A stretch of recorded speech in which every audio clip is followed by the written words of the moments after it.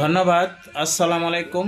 প্রিয় দেশবাসীর কাছে আমার অনুরোধ রইল, আপনারা দেখতে পাচ্ছেন আমার একটা ভিডিও। আজকে 16 ডিসেম্বর জাতি একটা সর্ব আনন্দময় দিন। এই জাতি প্রোগ্রামের মধ্যে একজন রাষ্ট্রপ্রধান যে কি এভাবে ঘুমাইতে পারে? যদি আপনাদের কাছে ভালো লাগে তাহলে এই রাষ্ট্রপ্রধানকে কীরকমভাবে বা খারাপ লাগলে আপনারা কিভাবে কমেন্ট করবেন, কমেন্টের মাধ্যমে অবশ্যই আপনারা আমাকে জানিয়ে দিবেন।